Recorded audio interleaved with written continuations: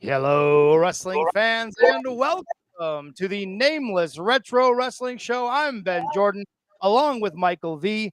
And of course, sitting in the sidecar with us, joining us this week, Steve Stone, my good buddy Steve Stone. Steve, welcome to the show, man. Thanks so much for joining us. I know we had a little bit of a snafu the last time you were supposed to join us, so I'm glad that everything worked out this time. No COVID, and we're able to hook up and talk a little wrestling now. But hey, hold on real quick. We have not talked about it, but COVID has fucking hit this show hard in the past couple of months. Yes, it is fucked up some shows for sure. For sure. It's definitely messed. Thank you for having me. It's messed up my work. It's messed up my home life. It's messed up everything. But you know what? I'd actually was going to ask you, can we just go back and watch the Smoky Mountain show and just cut out that RVD match? I was ready to just watch that show over again. Exactly.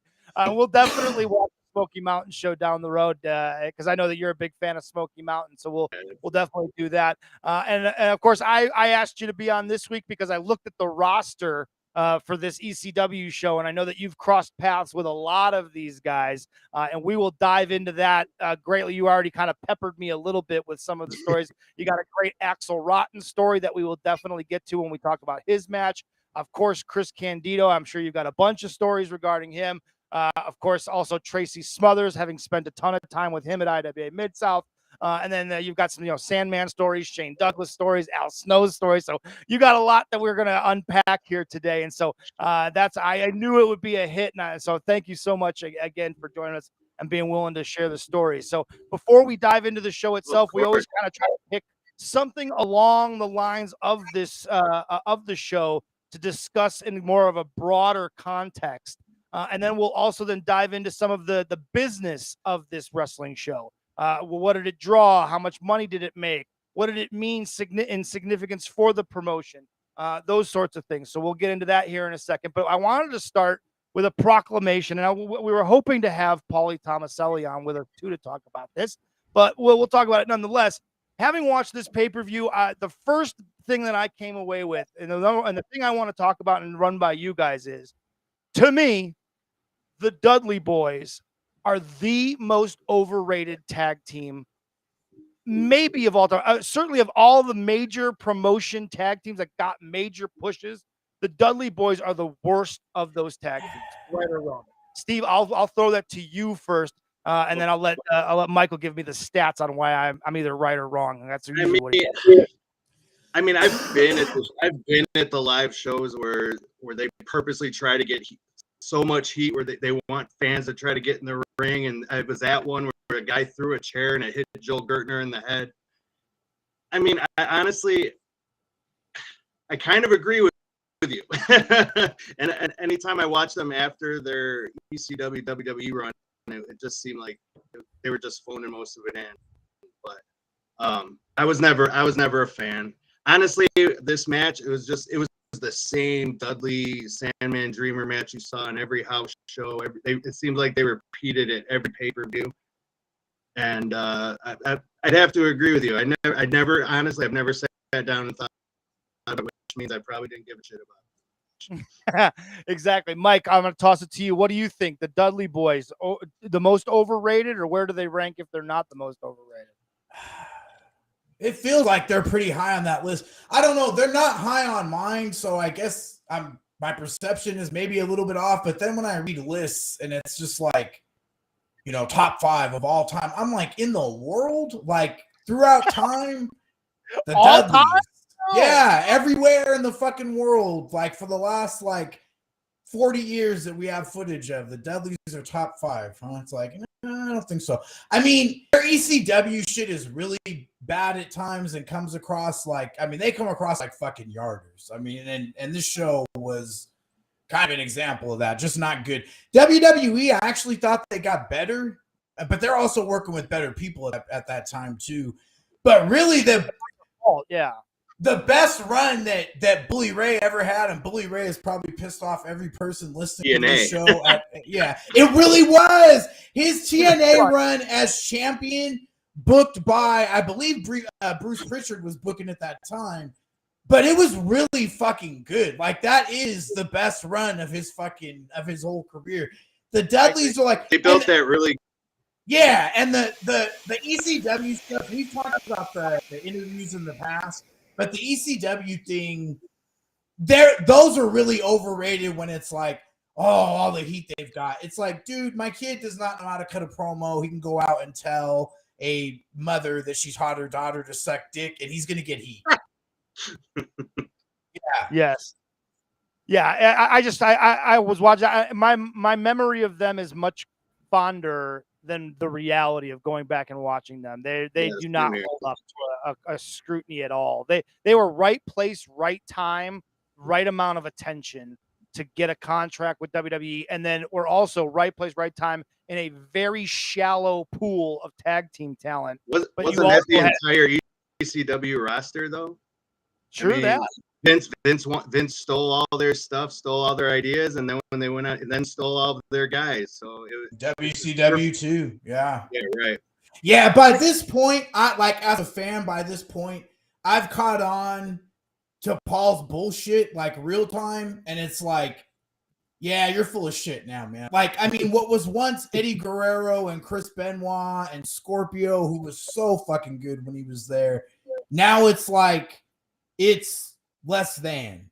I mean, it's, you got fucking, yeah. Well, I mean, just all of it, even it starts. I mean, like, and these guys were. I mean, we'll talk about the show. I mean, like the FBI and Nova and Meanie was entertaining for what it was, but it's like, right, this shouldn't be on fucking pay-per-view though. While you're calling yourself a competitor to the big two, like, get the fuck out of here. Like, come on. Yeah, I totally agree with you on that one for sure. So yeah, there you go. So we wet our whistle a little bit talking about how fucking shitty the Dudley Boys are. Let's look at some of the business notes that Michael compiled for us here. The WrestlePalooza show did 3,401 in attendance for a gate of $72,000. It was the first time that ECW had ever run in Marietta. And they played that up. They talked about it early in the pay-per-view. Joey talked about how they were invading foreign territory and things of that nature. The show did approximately that house, by the way, over $20 a head is really fucking good for that era. Like, the one good thing that ECW always had is that there were not a lot of them, like as far as fans, because they didn't have the reach, but they could get them to fucking spend money, man. Yeah. They could absolutely. Buy merch too. They did. Yeah.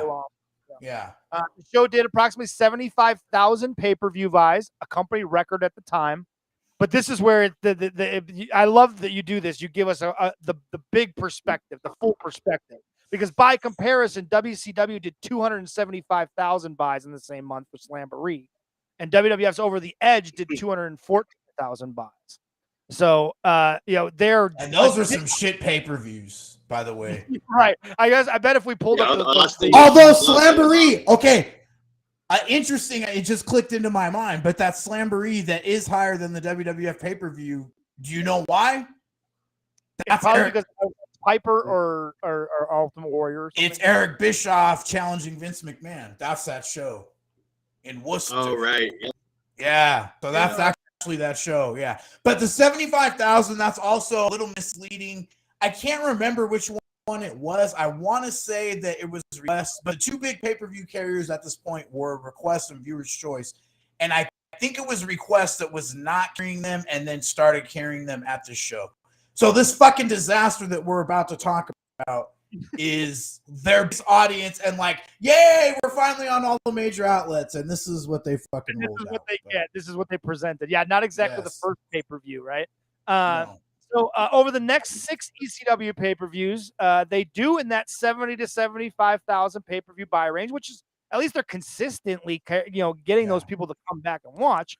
And it finally regularly improves after the TNT TV deal. It does go up.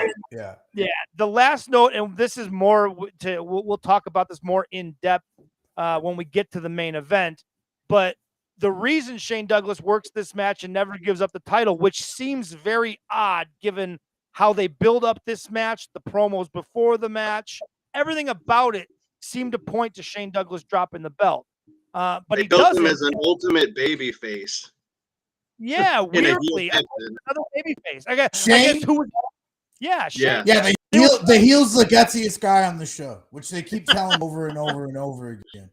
Which is weird in that the other guy is insanely popular, like the height of his popularity. So to try to make Shane Douglas a babyface against arguably the hottest babyface in the promotion made no fucking sense. And it hurts the match, which we'll get into here in a minute. But they're putting off because they want to do Taz and Douglas for the title. That's their big deal.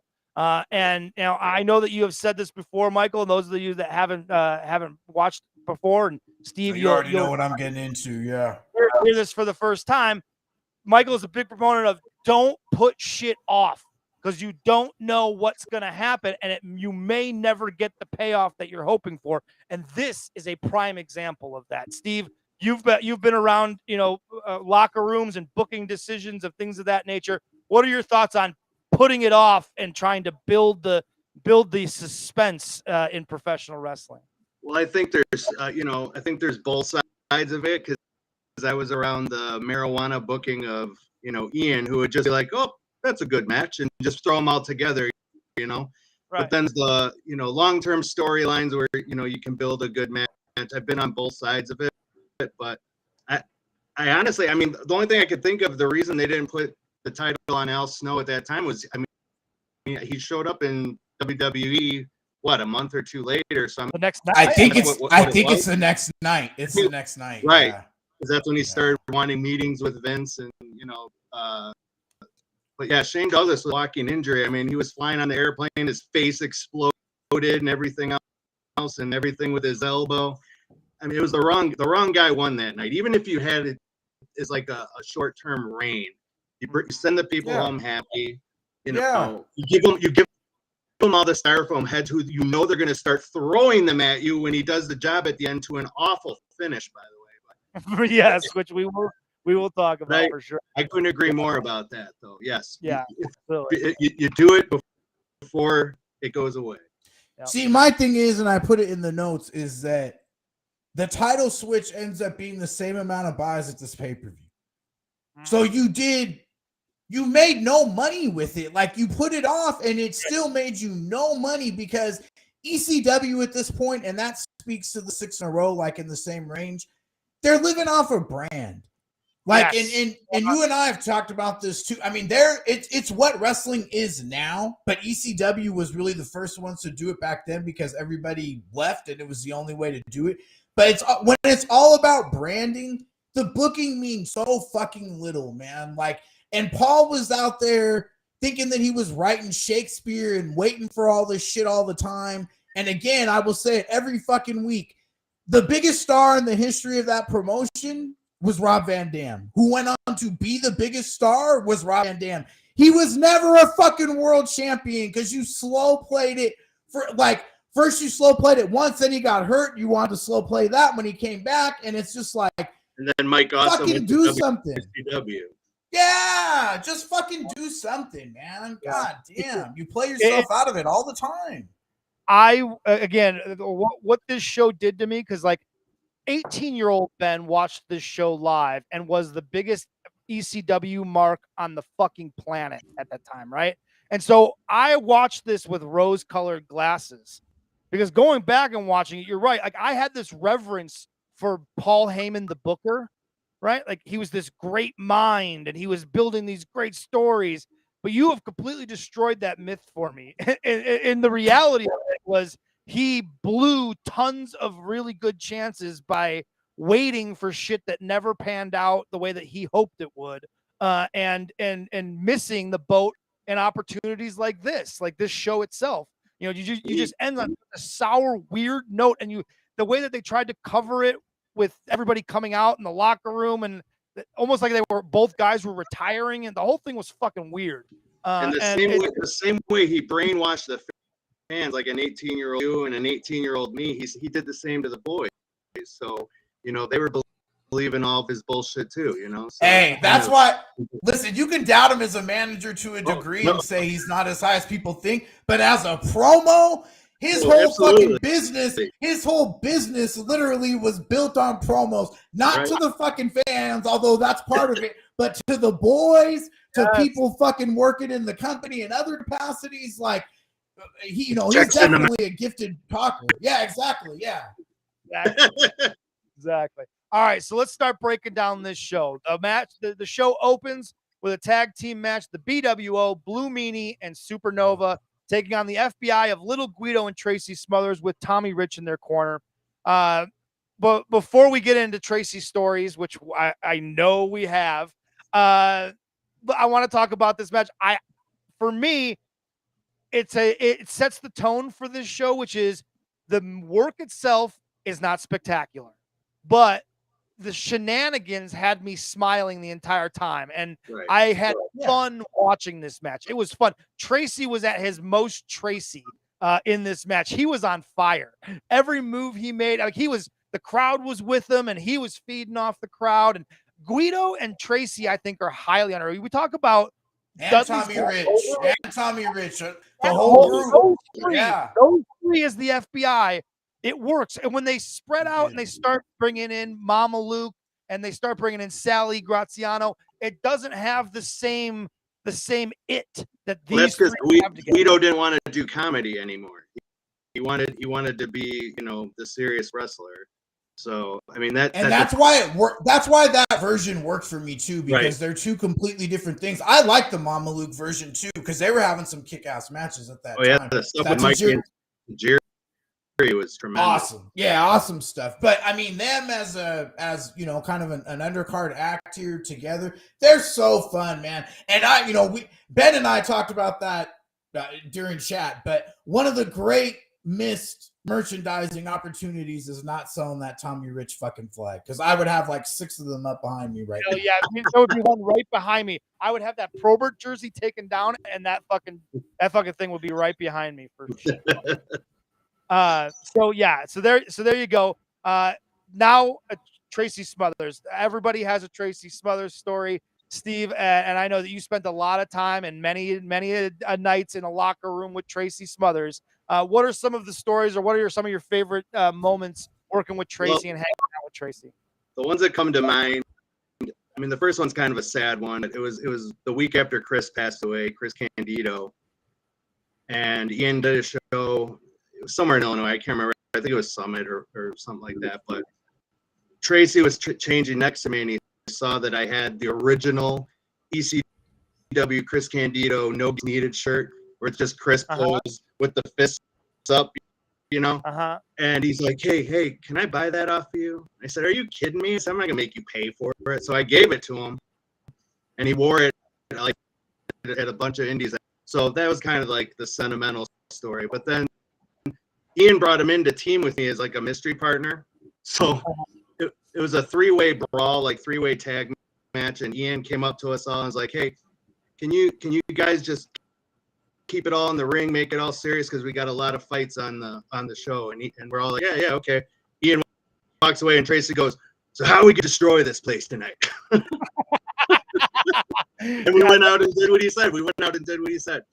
And then the next night we did a regular tag, and it was so cool. He just comes up to me and goes, you ever watch me and Steve Armstrong tag? I'm like, Jesus Christ, of course I have, you big W stuff. And he's like, we're just going to be the young Pistols tonight. So I got to do I was Steve Armstrong that night, doing every pistol spot with him. So that was really cool. That's awesome. That's so That is awesome. That is so cool. That's the thing about him, man, is he was so giving, right? To, guys, no matter who you were, like me, I was nobody, man. I was the guy that rode with the Tomaselli brothers and smoked weed and did some commentary. He treated me like I was an equal, and he had no reason to, right? And he never talked down to me. I don't know that I ever saw him talk down to anyone. Like that just wasn't his personality. Yeah, I never did either. It's just not in his personality to do that. No. So that leads us to our next match, which is Justin Credible and Mikey Whipwreck. This is a grudge match. They give you the build up in the video form before going into the match. My only criticism of this match is the placement on the card of this match. They just blew it out in the second match with table spots and all kinds of shit. But it was well done. It was a fun brawl for what it was, in my opinion. Steve, what did you think? Yeah, I thought it was the match of the show. I really loved it, and because I remember them doing their first match where Mike beat him. I know they were doing it as a test to see if PJ was going to bitch or moan or whatever. But coming back with this, I thought this was the best match on the show. I think Credible knew he had to get rid of that Aldo Montoya, image that he had for so long, and he just worked his ass off. But Mikey's no slouch either. I thought it was a hell of a match.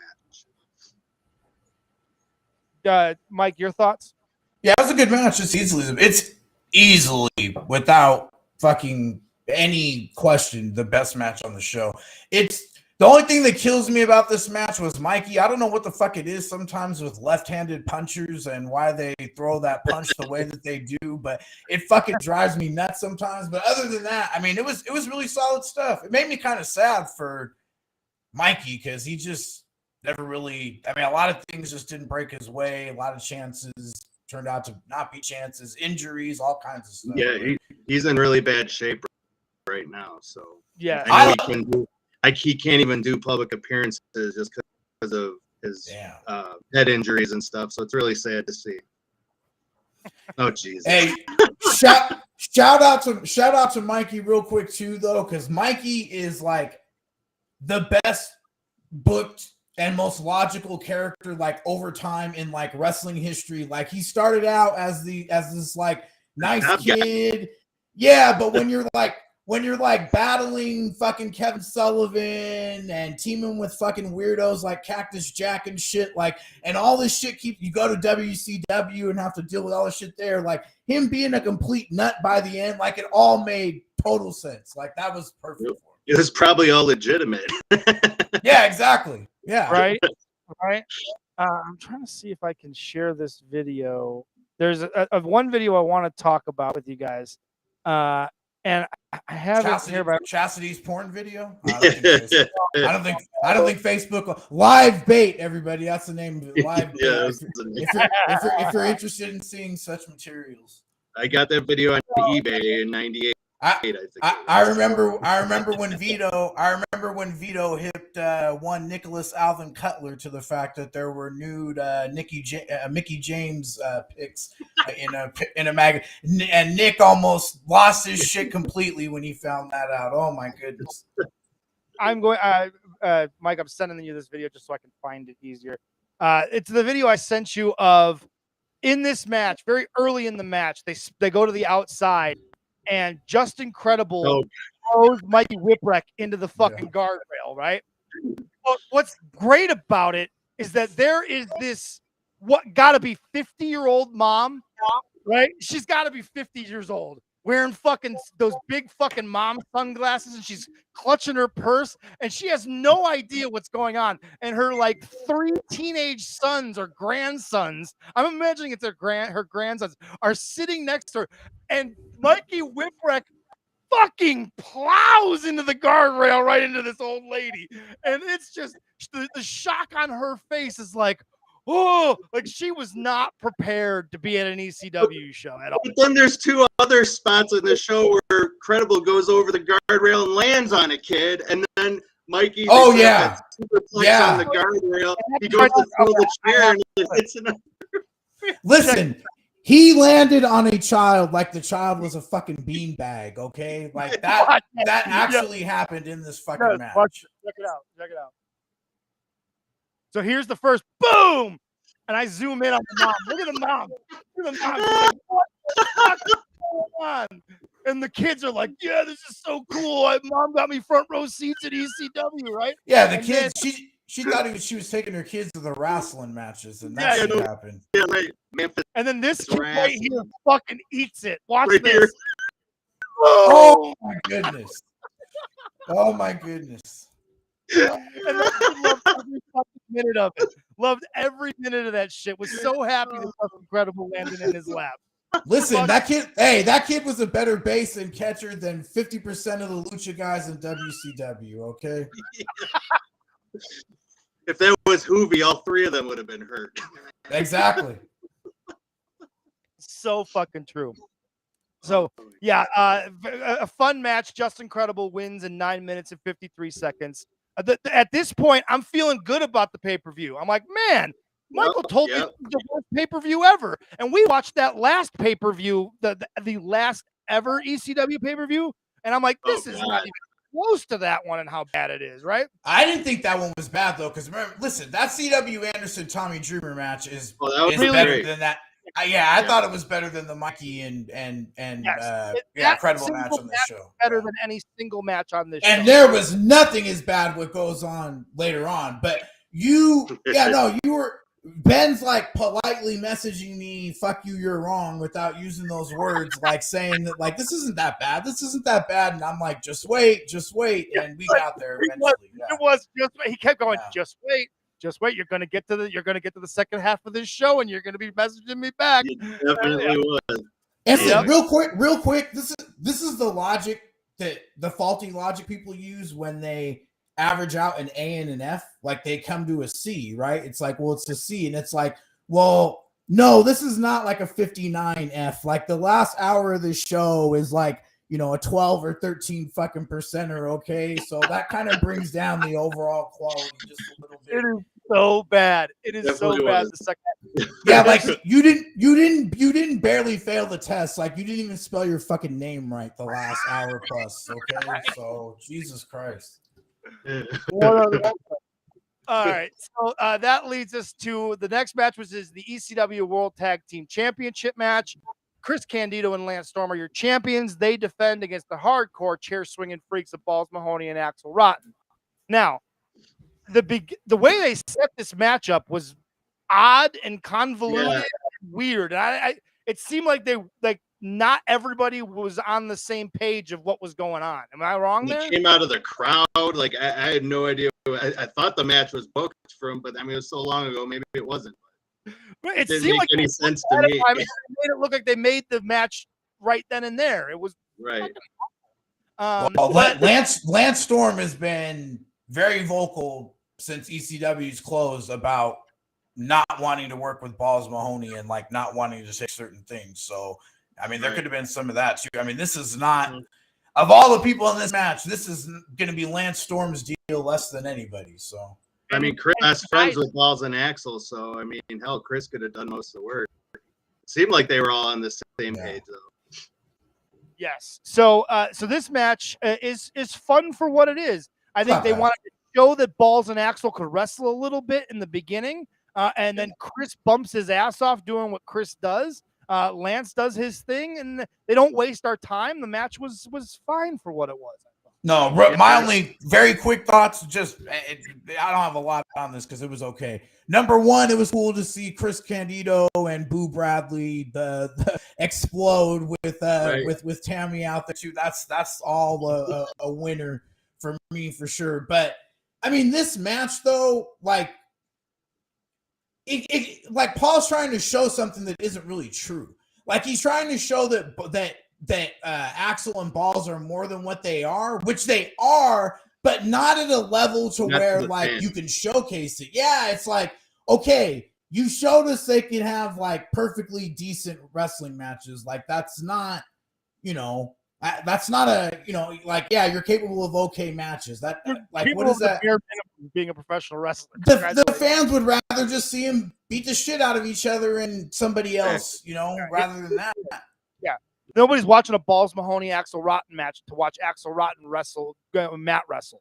Right? That's the thing. Axel was a tremendous wrestler, but then they split him up with Ian.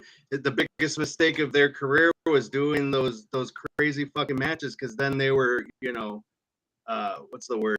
Pigeonholed? Is that the word? Yeah. Absolutely. Pigeonholed for the rest of their career, and Axel was a hell of a wrestler. I mean, you know what? As much as I don't get along with the guy, Ian wasn't bad either. No, as an actual mat wrestler, not bad. It's just like Mike's saying, that's not what we want to see out of them. I'm not. And they were chanting "Free Ric Flair," like they were not digging that this wasn't an Axel and Balls match, Yeah. And at this point too, I don't know, because even when Balls is doing the Boo character and working as Boo, he's good too. But at this point, they've been doing so much crazy shit though. Axel, especially because he's been there longer. I mean, I don't even think he's not the wrestler that he was, 5 years ago. I mean, his health is just, I don't know what his. They should have did a CT autopsy on him. By November, Axel's out of the team, and they put Masato Tanaka with balls, and that's why he always felt that Paul like just did it on purpose, like put the belts on them because they never got the belts, and Axel always like held a grudge for that, which was kind of shitty. That 4-way, I think it was November to Remember, where the FBI beat him. I mean, that was the time for Balls and Axel to win, and they lost again, but I agree with all you. It was good, but it wasn't what the fans wanted to see in Georgia. Exactly, definitely not. And so this match is also loaded with guys that you crossed paths with a whole heck of a lot. And I've held off on this because I wanted to wait until we got to the match. But let's talk about Chris Candido and what he meant to you, and kind of tell for those that don't know the story of the relationship that you did end up having with Chris. Give the best version that you can, and share what you're willing to share as far as your relationship and how it started and the friendship that you guys kindled. I mean, I idolized Chris when I brought the business. I mean, everyone has different dreams. My dreams were to meet Chris and wrestle Chris, and that's all I ever dreamt of. I didn't want to work for WWE. I didn't want to do any of that stuff. And I mean, I met him a couple of times doing stuff, but it was never anything serious. And then in 2004, Ian said he was going to bring him in. We were going to do a dream team thing. Me and Chris versus Ian and Dusty. He had told me for years he was going to have me work Chris and team with Chris, so I never believed him. But I showed up to Highland, and there's Little, dressed nicely in a suit, orange, Chris Candido, and hey, Chris, I guess we're teaming tonight. I'm like, wow. And it was really awesome because he was genuine and just one of the most caring, giving guys you'll ever meet. And all we did was me and Ian did 2 minutes. Chris did the run in, and it was a big surprise. And we beat up Ian. And then there was like 5 hours left on the show because it was, the Ted Petty. So Chris was begging to work under a hood because he just wanted to go out and work in front of the hot Highland crowd. And Ian's like, no, they'll know it's you. No, I'm a good worker. I could do it. I could do it. Ian, put me under a hood. I'll go out in the nice dress pants. But I mean, it was the only thing I ever wanted, and because of that, I was able to start traveling with him, and I got him. He wanted to get his name out there to show he wasn't using anymore. He wasn't the same guy, so we got him booked all over the Midwest, and he just became everybody's favorite. He's the funniest guy you'll ever meet. If you watch any of the stuff I did with IWA, you see me laughing the whole time. I'm like the most unprofessional fucking idiot because he was just so goddamn funny.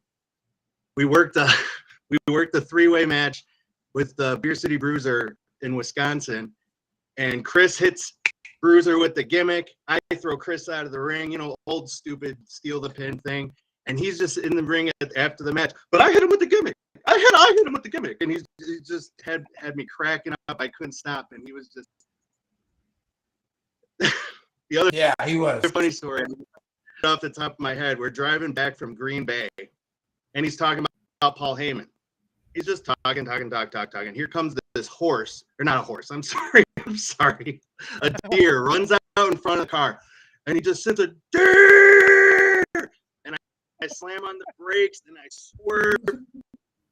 Anyway, Paul Heyman, he wasn't paying me very much, and he just started like it was just never missed a beat. My heart just goes right back into my it. chest, and I thought we were gonna die. But I was a cool story when he hadn't talked to Axel in a few years, and I was actually in the car when Axel called him, reconnected after both of them were clean and everything. So that was really cool to hear. That's so awesome. Yeah. And it was awesome to see Axel. Oh yeah, Metalhead, I remember him. Blah blah. So it was really cool to witness that. But I mean, bottom line, he was the reason I got into wrestling. And you think about the pieces of garbage business that should have gone before him. And it really bothers me. It still bothers me to this day. But I'm very thankful for just getting to call him a friend and getting to do everything with him, and he taught me a lot. Seeing him where made you where was it that you saw him that made you want to get in? It was the Smoky Mountain stuff. Honestly, when I used to read all the Inside Wrestling magazines, RF Video started advertising for like Smoky Mountain, ECW, and USWA. And I'm like, oh, what is this stuff? And I had no clue. And I ordered it, and he had just debuted as Skip, and I thought they had a cool little gimmick. And then just watching him in Smoky Mountain and the promos when he had the WWE belt for Dennis Corlew. Oh yeah, Corlew's title. He's dropping Jersey indie guys' names on Smoky Mountain TV just to pop the boys. I mean, it was awesome. Yeah, that's what got me started on it. And obviously, I think everyone was in love with Tammy. So I mean, who wasn't, right? But that's the thing though. People don't get it, man. Like, and with Candido especially, because his best work is something that a lot of people haven't seen. And the same with her too. Like, she was good as Sunny, but like as Tammy, it's a whole nother dimension to the character. And she's just fucking outstanding. And she was way ahead of her time too, playing the liberal big city girl in the South. Yeah. Like, this is, way ahead of its time. And she name dropping Hillary Clinton and and Candido's fucking money.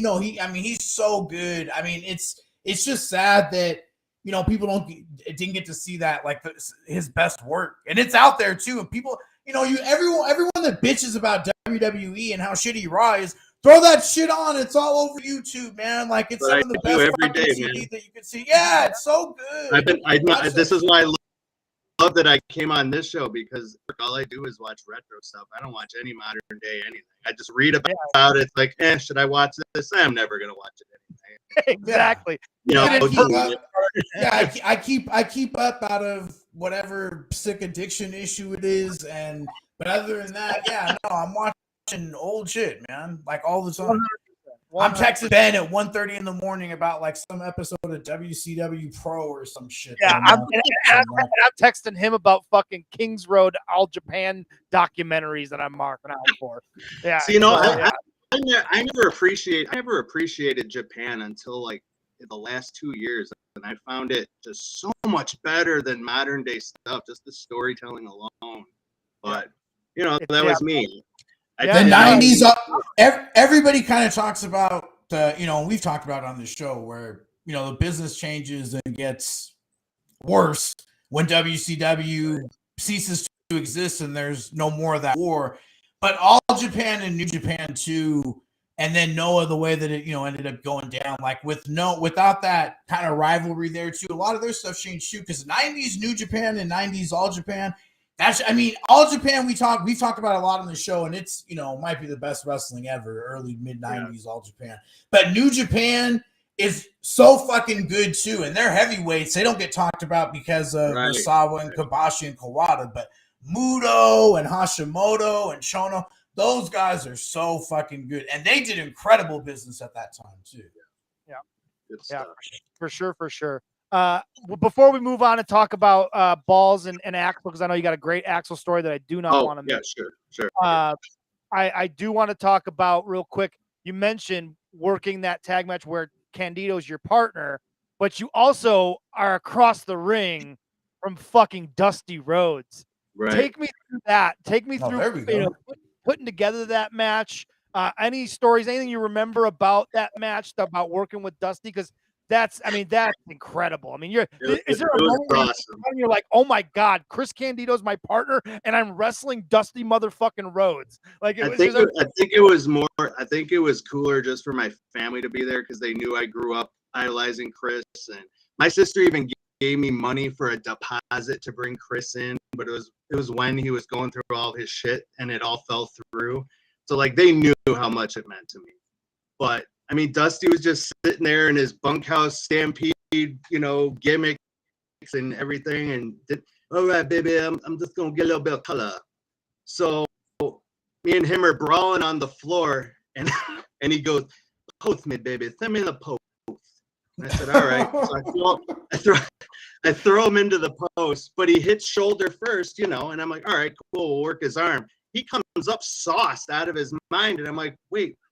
His head didn't hit the post, and so So then you just sit him down, you start working the cut, and we're brawling on the floor. He throws me into the wall, and I just make that big slapping noise on the wall. And he picks me up. He goes, "Oh, that was good, baby. We're going to do that again." And he just threw me to the wall again. So Ian, being in there with his uncle, decided he had to get sauce too, which in reality, I don't think he realized he was outshining Dusty by bleeding more. You know what I mean? So he gets hit in the head with Jim Fannon's briefcase, and he gets sauce. And then they're working on him. We get the hot tag. He goes out to the floor. He takes out another one and cuts himself more. Chris, you see, if you watch the match, you see Chris literally reach over him and go, "Ian, stop cutting yourself." It was to the point where he was just bleeding buckets all over the place. But I always remember from that match to go into the hot tag, Chris missed the big headbutt off the top, and then I missed the moonsault, and then Ian did the Ricky Morton roll into the Dusty tag, and then we took the flip flop fly. So that was, it was a dream come true. Like if my career ended that day, it probably should have, but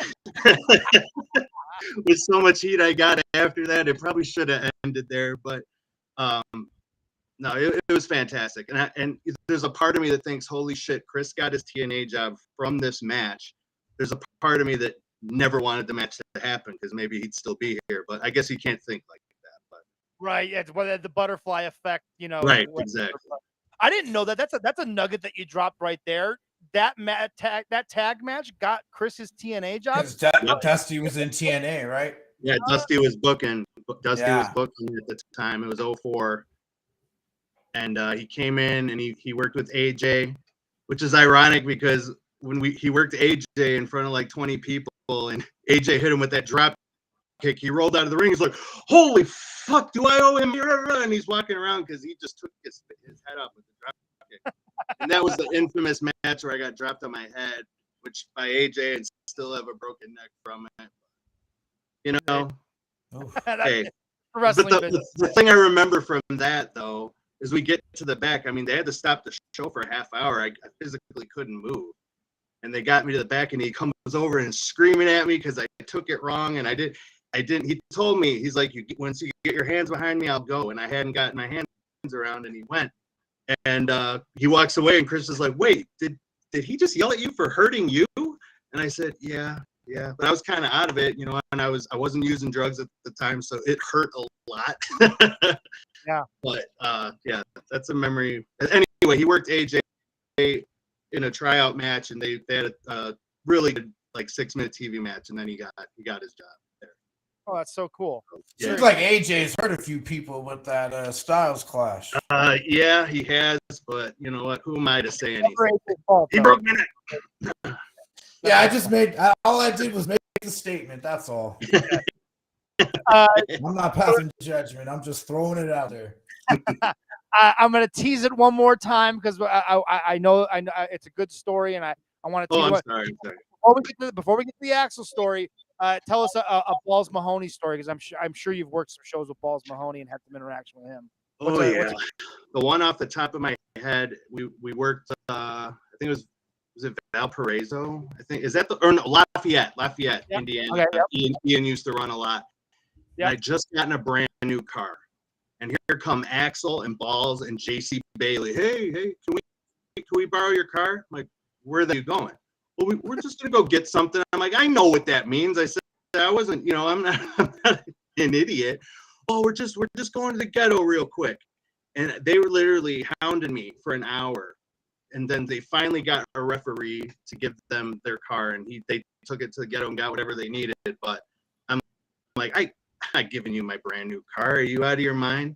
And then, probably the saddest memory I have was I was on the show the day that Chris passed away, and Balls was on the show, and he had been just drinking and snorting all day, and he just came and saw me and just gave me a big hug and was just bawling, and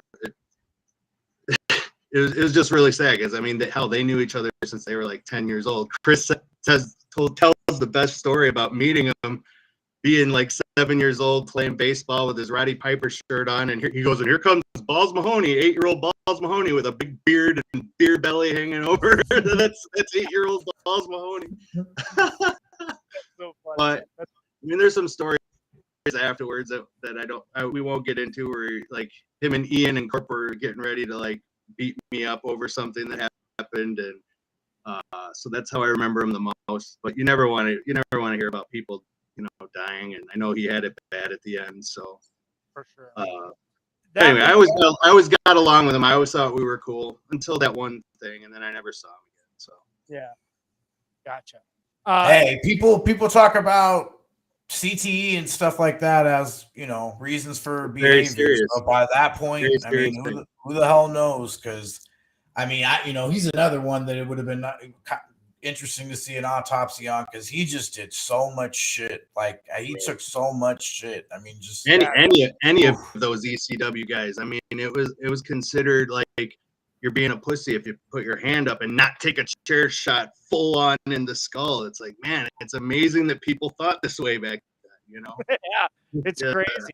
Masato Tanaka is like a physical miracle. Like I have no idea. He's in the best shape of his life now. It's insane. Yeah, and he was still. I mean, he's like still good. I mean, at least a few years ago he was like. It's amazing. He's still doing Noah, and he's still doing really good.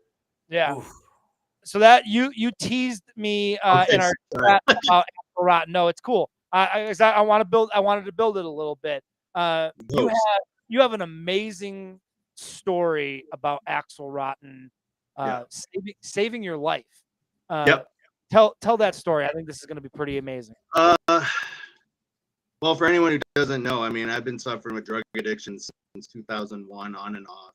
I've currently been clean like 7 years right now, so I'm doing good. But at the time, I was working at corporate Walgreens, which was just a horrible job. You go in. When you rather not wake up than go to work, it's a really bad sign. But I had my daughter was 2 years old, so of course I can't just quit. I need we need the money. But it was a desk job, so I was doing stuff on the computer all day, and I was listening to Colt Cabana's podcast, and he had Drake Younger on there, and he was talking about him getting himself currently clean, and it was really weird to hear that because me and him used to use together. So it was, and it kind of, I was at the point where I was taking, 50, 60 pills a day. It was really bad.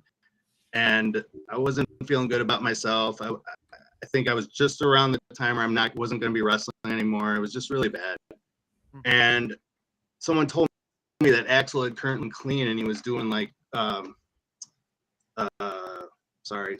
CTE too. It's bad for me. But, doing like counseling stuff, like and helping a lot of the guys. And I know he had the injury with I don't know if that had happened yet with the wheelchair bound stuff, but Drake gave me his number because I had a really bad night, and I was talking about just taking the whole bottle, just because I just didn't want to live anymore. And he called me and he talked to me for a good hour, and him and Chris were two of the funniest people I ever met, and just had me popping, just quoting 80s metal songs and just stuff like that. But because he had been through a lot too, and if anyone in the business would think that Axl would be the one telling you got something to live for, stop using, like anyone would have told you years ago that you're nuts, Sure. And I hung up the phone and I dumped the pills out in the toilet. I mean, I was proud that I did that. I mean, I can't say I got clean after that, but it definitely made me realize I had something to live for. So right, step in the right direction, right? Right. So, when you fast forward, and I heard that he had passed from, falling off the wagon, and that was a hard one. Him and Chris were really hard, and it's just proof for addicts out there. It just takes one bad day for you to go down that road again. But I'll be forever grateful for him for helping me because now I got a 1-year-old daughter now. I got a 10-year-old daughter. Life's as good as it can be, and there's always going to be those roadblocks. But Absolutely. he saved my life that day. That's amazing. That's an absolutely incredible story. And I'm glad you were able to share it. And again, congratulations on your success so far with, staying sober.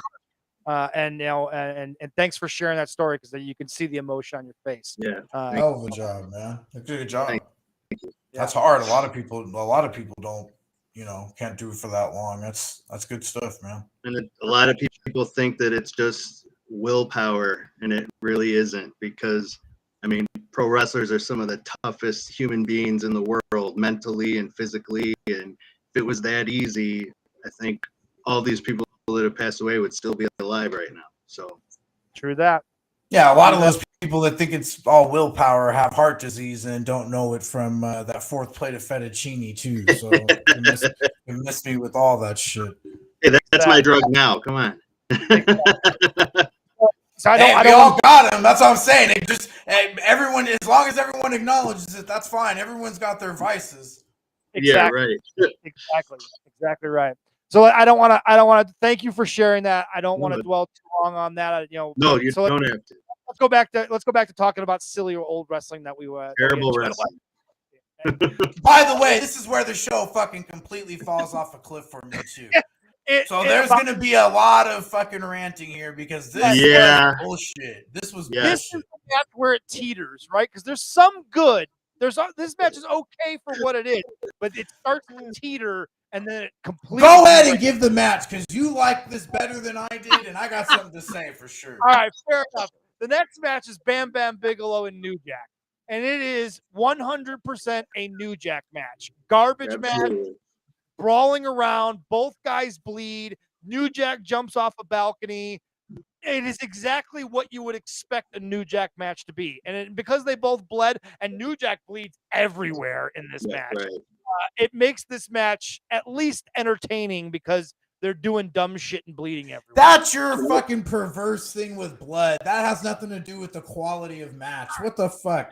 Can I chime in? Like if you're assigning star ratings, you see blood and it automatically gets an extra star. Like at least 2 stars. Yes. Yeah.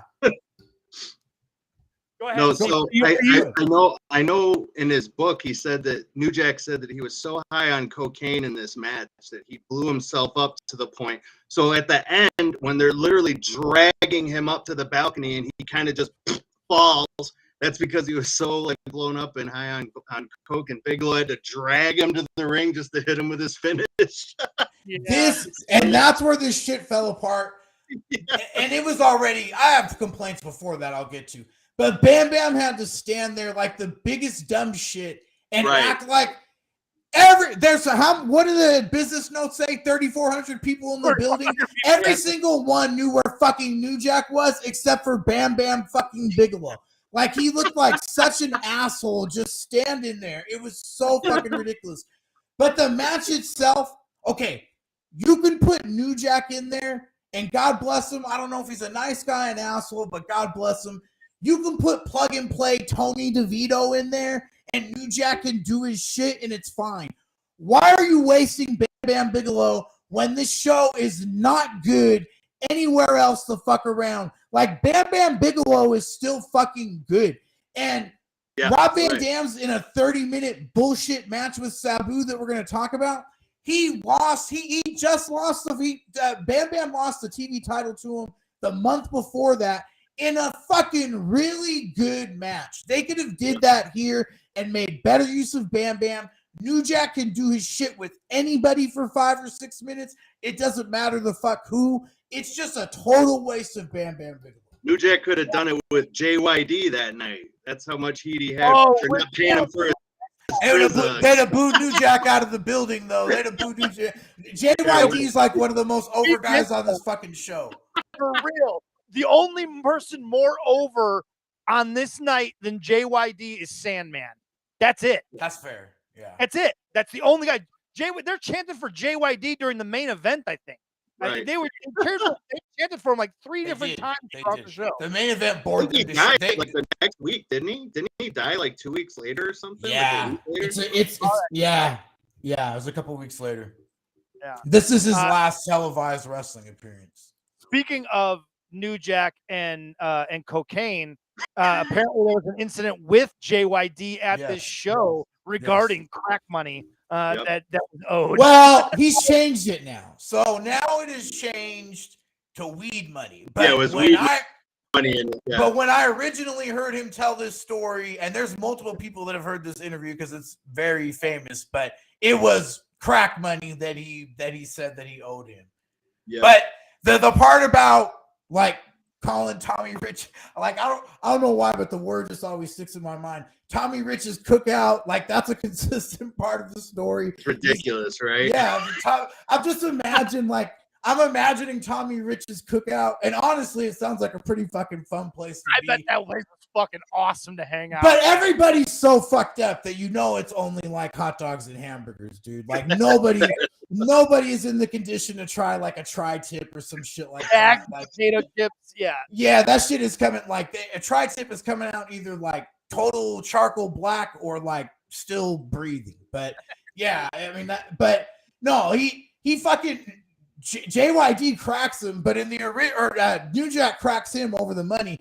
But in the original story that he was telling like 20 years ago, he said N-word with an A, not with the hard A. I don't care about no dope money. I'm the dog.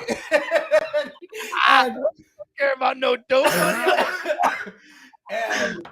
And New Jack responded by punching JYD, which you could see when he came to the ring too. Yeah. I think Ali even offered to pay Jack the dope money that he owed, but he said, "No, you don't owe me the money." Well, he probably did owe him money towards the end, like he did everyone else. True. Yeah, that is true.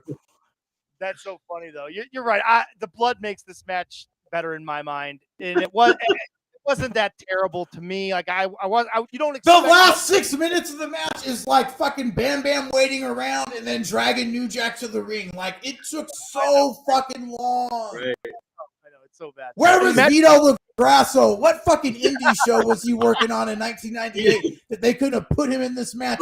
And then Harvey and Sabu. Listen, yeah, that's what I'm saying. He was in some fucking high school gym somewhere. They could have called his ass up. And it would have been just as fine. All they wanted to see was New Jack beat the shit out of somebody. Hit somebody, bring out the fucking garbage can, hit somebody with a guitar, hit somebody with a fucking a tray, and everybody goes home happy. Yeah. It's like when he wrestled Mike Awesome. It was like, does this really need to happen? Like, why the fuck is New Jack wrestling Mike Awesome right now? Right? Like, what are you doing? So and they were trying to act like the fans demanded that match too, that Mike Awesome New Jack match. So, like Joey Styles over and over on commentary, as asked for by our fans. I'm like, who the fuck asked for this? And where can I go to punch him? Like, what the fuck? Yeah, you're right though. This is where the show completely nosedives in the worst way possible. Because up to this point, I'm like, all right, I'm having fun watching this, and then it goes completely south. As south as I've ever seen a wrestling show go, this show goes that far south. It's incredible. This was like those WCW shows where the undercard was so fantastic, and then you get to the main eventers, you're like, oh my god, this is just fucking brutal. See, I thought it was fine, and I thought the New Jack Bigelow, I mean, it lost me there. But I mean, even up until that, I thought it was okay. I mean, it's like above average. I mean, it wasn't great, but it's a solid enough show. I mean, it wasn't offensive. This is where it gets fucking offensive. Like, what the fuck did you say to me? Yeah, what did you say to me, motherfucker? Like, that's what the last like hour 20 should have been titled. Yes, because up to this point, the matches have gone 9 minutes and 28 seconds, 9 minutes and 53 seconds, 12 minutes and 4 seconds, and 8 minutes and 27 seconds. So they keep it moving, right? They don't. Yeah, you're not really dwelling on one match too long, so it doesn't really get too bad. Although, like you point out, Bigelow and New Jack does drag because New Jack's high on cocaine. But the next three matches are 11 minutes and 19 seconds, 30 minutes, and 13 minutes and 5 seconds of fucking backyard level wrestling in almost all three of these matches. It's backyard level bad. And the same psychology too. Yes. There's a tag team grudge match with Tommy Dreamer and the Sandman with Beulah McGillicuddy taking on the Dudley Boys. This is backyard level.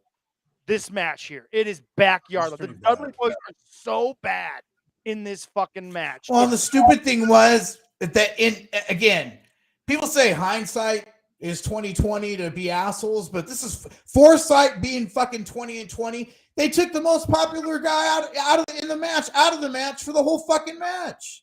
Right. And you knew it wasn't stupid gonna end until he came back, so they knew. And when he came back, he got a monster pop. But he only did like 5 things, and then the fucking match ended. It was like, what the fuck? Yep. Oh my god! I was supposed to work hack one time for Ian, and I guess that was just another promise that I got.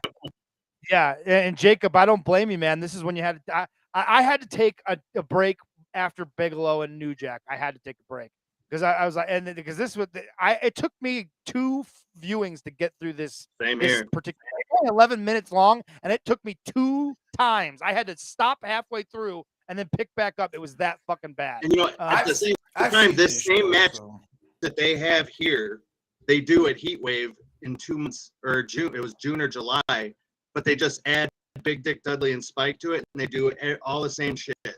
And it was the main event of the show. Yeah. The most entertaining parts of this match involve Big Dick Dudley and Spike Dudley. Right. Otherwise, right. I love Spike Dudley. Yeah, one of the nicest guys. He's one of the nicest guys I ever met in the business. For sure. One of the nicest guys I've ever met too. I can say that too. And I as I was saying, as I was watching, I said to Mike, I said, I'd rather watch Big Dick Dudley and Spike Dudley as the Dudley Boys. Give me that as the Dudley Boys. I bet they're more entertaining. Bubba Ray is so fat and shitty in this match. His bumps took like 10 seconds each. I always loved watching those. You brought it up at the beginning of the show about the Dudleys being one of the best teams. That's all I think of is he'd get hit and just jump in the air and then land. It was like every bump he took. And this is where this is where you start seeing the tag team drop over time to where it's like, it was the Eliminators and the Pit Bulls and Public Enemy and all these like teams that were, you might be able to knock their skill, but they were over as fuck. And then it's like, it's the Dudleys and Tommy Dreamer out here in a fucking heatless match because everybody's waiting for Sandman to get back. It's like, they're so stale at this point. Like they needed, and they get, better like the following year when they start bringing in Super Crazy and Tajiri and Rhino gets in there and all that and Steve Corino. I mean, they need to replenish the troops, but this is like bottom of the barrel, same shit. And what's crazy is that Tommy Dreamer and Sandman are arguably 2 of the 4 biggest stars in the promotion, right? At this point, they're easily the top 2 baby faces, I think. Maybe Rob Van Dam. Al Snow.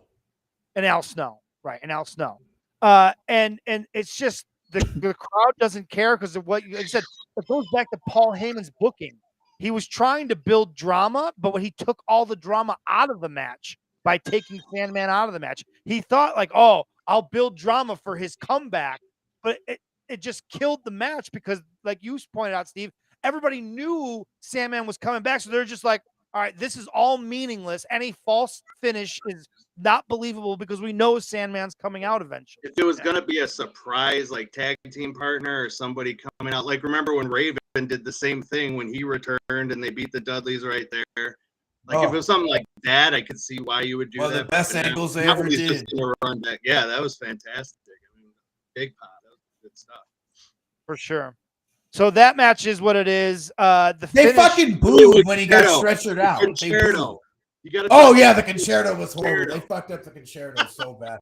That was the most backyard part of the match. That was like when I was like, what am I watching?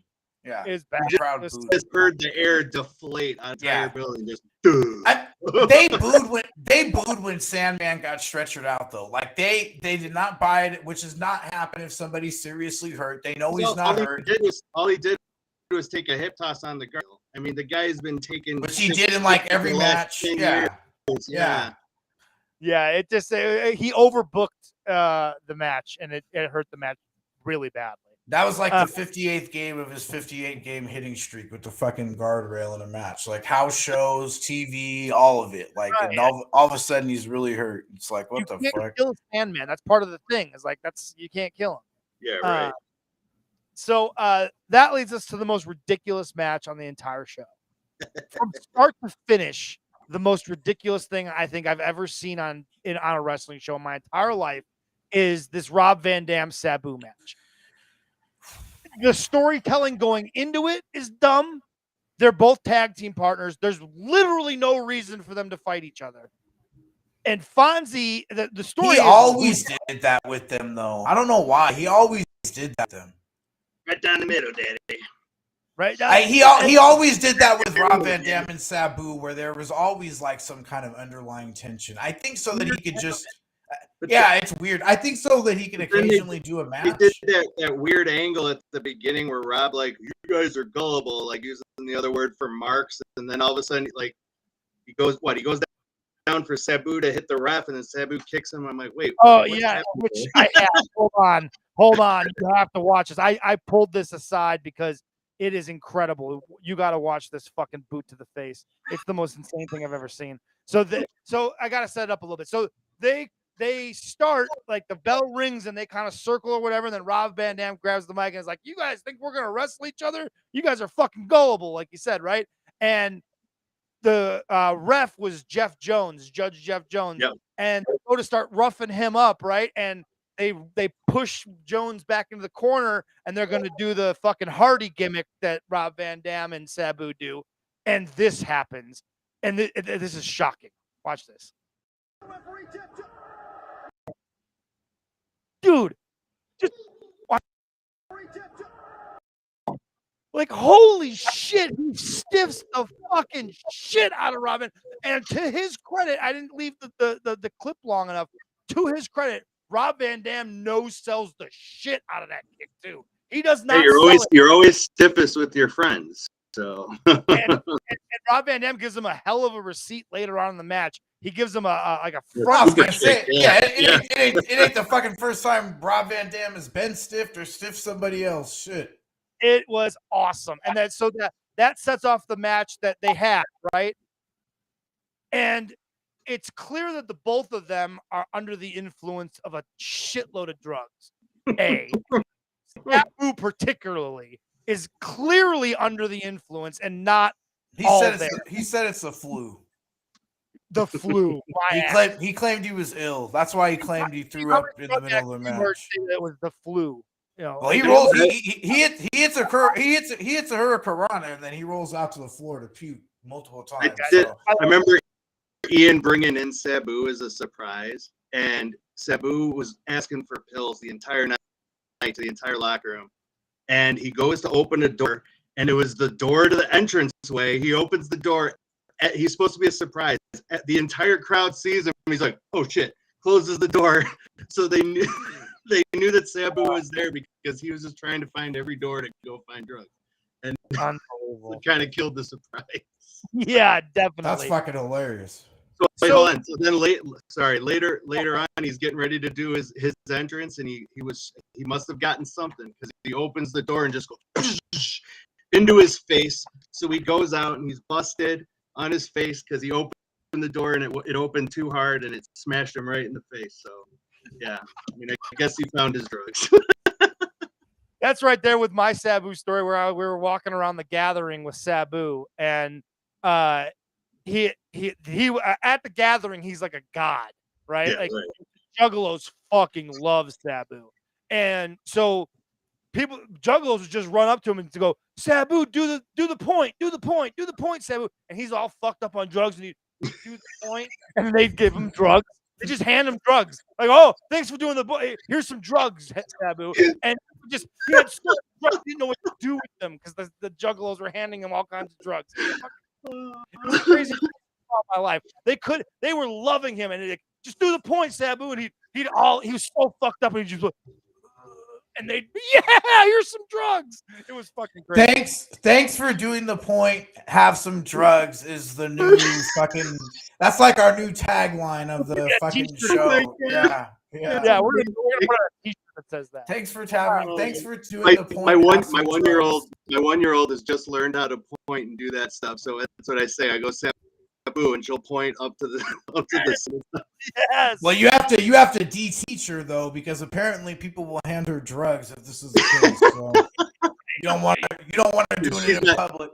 She's not going anywhere near the business. No way. I feel like you probably don't need to be told this, Steve, but you might want to steer clear of the juggalos. But yeah. So this is a time limit draw for the ECW World Television Oh my Championship. fucking god! And it is a heatless 30 minutes, an absolutely heatless 30 minutes. But nobody cares to watch these two fumble fuck around for 30 minutes because that's exactly what they did. Sabu's puking multiple times on the outside of the ring. I mean, in the spirit of shitty backyard wrestling, the only thing that worked worse than the two individuals was the fucking furniture in this match, because tables wouldn't break, all kinds of they wouldn't set up properly. There was so much. Yeah, there was so much shit that went wrong outside of everything they did that went wrong. Like I told you, like when you could tell when you hit this match, there was no disagreeing with what I had already said about this show or this fucking or anybody else's. This is an awful pay-per-view, yeah. But just when we're texting about it, like I told you, it's not just overall match quality that made this match so fucking bad. It's the presentation of your product for 30 minutes that made it so fucking awful. Like they look so amateur hour. Like this is your biggest audience ever on pay-per-view. And it's the shits. I mean, it looks like this looks like what people think about independent wrestlers. Like they're not big time. This isn't major league. This isn't worth my money. You're watching that and thinking that looked awful. Awful. Yep. For sure. I totally agree. Seeing that it was going that bad and Sabu was puking, I mean, someone has to go back there and be like, all right, let's do a time thing and say it's already at 30 minutes and just go home. You know, they do that for the Royal Rumble. They do that all the time with draws where they're not really 30 minutes. We'll send a fucking heel out there and we'll have Taz choke him. It'll kill fucking 6 minutes or something. Like, god damn. Like, Joel Gertner can go out there and do a promo and get choked out. Like, you could probably get 10 minutes out of that. Like, whatever the fuck that it is in fact better than what was put on the fucking television. Like, anything would have been better. Like, once the man is throwing up and it's this much of a train wreck, how do you not just fucking call it? Yeah, hey guys, I don't know. I don't want to cut you guys off, but my daughter is screaming really bad and needs to go to bed, so I'm gonna have to tap out. No worries. But I appreciate you guys having me. This was fantastic. This was so much fun. Yes, come on again. We can do it again. All right, good luck, Absolutely. guys. All right, thanks, buddy. Thank you. Yes, sir. All right, there you go. Thanks to Steve Stone for joining us for even the amount of time that he did. His daughter might have been crying. She might have watched that fucking WrestlePalooza in the background with him or something. Yeah, maybe that's why. She's sparing traumatized. Yeah. Forever to talk any more about the shit show that is this Sabu Rob Van Dam match. That shit was so bad. Yes, anyone else would have been easier to watch. You know, it was even New Jack. Send New Jack back out there high on cocaine. It probably would have been better. To fucking hit guys with objects for a few minutes? Fuck yeah, that would have been fine. Anything would have been better than this. It was just such a bad. It made their product look so bad. Yes, and the only other thing I'll point out about this match is that very early on in the match, Van Dam goes for the surfboard gimmick with Sabu, and Sabu goes up, and as soon as he gets up in that fucking thing, you could see him break character immediately, like turn around and like, hey, put me down. Like he had a knee issue too. There was something going on with Sabu's knee because he multiple times in that match, he breaks character to tell Rob to ease up on his knee. There was many reasons for this not to go 30 minutes. And again, who knows? He's so fucked up. Maybe he thought it was a ghost that fucking touched him or something. Like was Sheik already dead by this point? I think he was still alive. I think. I was gonna say maybe he thought it was a ghost of the Sheik. Our reigning Jeopardy champion Lockport Joe is mortal enemies with Sabu. By the way, next time he's on, we'll have him tell the Sabu story for the audience. Good for him. Yes. All right, last match. Let's take Sabu. What's that? No one seems to like Sabu. He's an asshole. He's said a lot of crazy shit. Yeah, and he's generally a grumpy asshole. Being the little I was around him, I found him to be a grumpy asshole. Is that Joe? Someone just commented. Oh no, oh yeah. Could have had a heel tag team come out and ruin the match. There's a billion things they could have done. It doesn't matter. It just goes to the theme of Paul Heyman misbooking this show nearly from beginning to end. Francine could have came out there and read the fucking yellow pages in a fucking short top, and it would have been all good. Whatever. Just bring JYD back out to smoke crack with New Jack. Anything. Oh, that'd be awesome. Right. All right. Can you imagine New Jack and JYD like in an APA type fucking like in their own office in a skit and on a ECW pay-per-view? That would be so much money right there. Crack smoking ghetto version of the APA. I don't even know who would come in to like ask for what services. Who the fuck knows? But I just want to see them together doing funny shit, man. Just send the Blue Meanie in there and see what happens. I don't care. Yeah, exactly. Yeah, that'll work. Yeah. All right. Main event time of the evening. Shane Douglas taking on Al Snow. Now, throughout this broadcast, they have peppered the broadcast with videos and vignettes and promos playing up the fact that Shane Douglas is heavily injured going into this match. His elbow is busted. He's got bone chips in his elbow. The palate of his mouth, the roof of his mouth is cracked. He's got a cracked orbital bone. Like Steve said, he flew on a plane. His face exploded. His sinuses exploded, right. Can you fucking imagine? It doesn't sound like I had my orbital bone smashed, and it was the least fun thing I've ever had done. But your sinuses, oh fuck. No way. I can't even imagine. On a plane. But Douglas is the heel. That's the thing to understand, is that he is the heel champion going against Al Snow, who is at the height of his popularity. There are fucking foam heads everywhere in this. There were 34,000 people there. Each of them had 2 of those goddamn heads. There were 6,000 of those fucking heads there, at least. And everybody was into Al Snow at this point. So to spend the entire pay-per-view painting Shane Douglas to be this courageous babyface makes no sense whatsoever. None at all. It's not a turn either.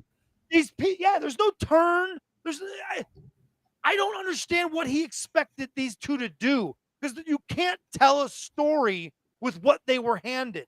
It doesn't. I don't know what they. I think I understand what he was trying to do. It was just very, very stupid. But he knows it's not going to be good.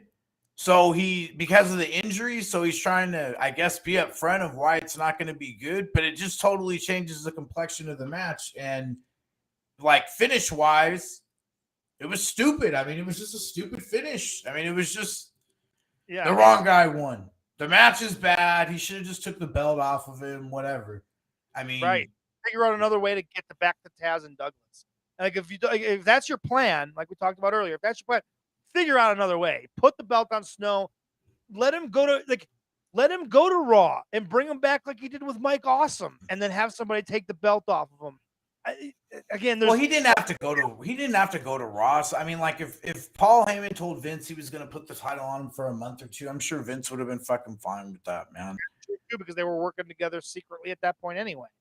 Yeah, he's paying him. So I mean, clearly, yeah. So you're right. I mean, Al Snow wasn't ECW. He was WWE. He was WWF. He was paid for by Vince. He was under contract to them the entire time, right? Yeah. He was sent there to basically develop a character that they could use back on television. Yeah. So if he told Vince, hey, I'm going to put the belt on him, can I keep him for a couple of months? He can lose it at the next paper. What's it going to hurt Vince? He's just going to get an ECW champion. I mean, it's not like it, means a lot or anything, but like, it's not like, oh no, we got to have Al Snow. The business is going to they'll light the fucking seats on fire if we don't give him Al Snow. Right. So he comes back in 98. He does the head gimmick, and he does some stuff where he's in some hardcore matches, and he has a short-lived team with Steve Blackman. So it wasn't like they were bringing him over to WWE to be like a main event player there. So you're right. It wouldn't have meant anything to keep him there for an extra month, put the belt on him, get the belt off of him. No, why would Vince stop that? Yeah, there's just no way. There's no reason for it. No. So yeah, it really is the perfect ending to this pay-per-view. Everybody in the fucking ring too, like it was like it was like a classic that we just saw. It was putting them on their fucking shoulders. On everybody's shoulders. They were literally acting like it was Jack Briscoe and Terry Funk 2 out of 3 falls, from back in 1976 or some shit. It was I don't know if this was meant to be because of like Shane Douglas's injury, so it's a really big deal. I don't know, but it fucking sucked. The match sucked. The finish sucked of who went over. The finish itself sucked. Everybody getting in the ring at the end sucked. Like this was just I felt you feel angry. Yeah, it just makes you feel angry. It is the cherry on top of what the second half of this show is. It is just like it is the last fuck you before the pay-per-view. Yeah, I just sat through this fucking bullshit for like an hour 20 straight of just absolute fucking nonsense pro wrestling. At this time in 1998, they did get my $25 or whatever the fuck. And then you're gonna back then, yeah. Yeah, and then I definitely did not. I remember this fucking show very vividly, but like then you're gonna fucking stick it in my ass on top of it by having these fucking guys like all act like this was just like the greatest thing we've ever seen. Like, fuck you guys, man. Exactly. It was a giant fuck you. So I cannot say that this was worse than that other TNA pay-per-view. But the only other argument you made positively is that Tommy Dreamer CW Anderson match is light years better than anything. Oh, the ECW one? Oh, the ECW pay-per-view? It's way better than this. It was worse. It was way better than this. We didn't see a lot of bad on that show, and this was a lot of the stuff was okay. There was some good stuff. This was atrocious. You and I, the hour 20 was atrocious. It was fucking atrocious. Those last 3 matches. That's almost half the fucking. That's about half the pay-per-view. They're only 240. You're right. It fucking sucked. The other thing had that shit undercard of like Chris Chetty and. Yeah, there was some shit on that other undercard. I don't know. No, there was some good stuff though too. Yeah, there wasn't a lot of bad. Fair. All right, we always look at that. But what the fuck was it? There was nothing as bad, anything even close in the ballpark as Sabu Rob Van Dam. True that. That is true. And it was 20% of the show for sure. So at the end of these reviews, you and I always pick our favorite match and our least favorite match. I think it's very clear what our least favorite match of this show is. It's unanimous. It is obvious. I think the favorite match is pretty clear too. I think the favorite match is probably pretty clear. There's only one good match on the show. Just Incredible and Mikey Whipwreck. Yeah, I thought everything else was, average to below average, yes. Yeah, that's fair. This was just this was not a good show. Nah, half the show being like that, and not even half for me, because that fucking, like I said, it starts with that it's a little bit more than that. Yeah, that Bam Bam Bigelow. What a waste of Bam Bam. But yeah, and New Jack and that, knowing that he's on fucking coke now during that shit, I'm not surprised because he looks horrible. Yeah. So all right, that leads us to what we're gonna watch next week. We already have next week. It's not horrible. Not horrible at all.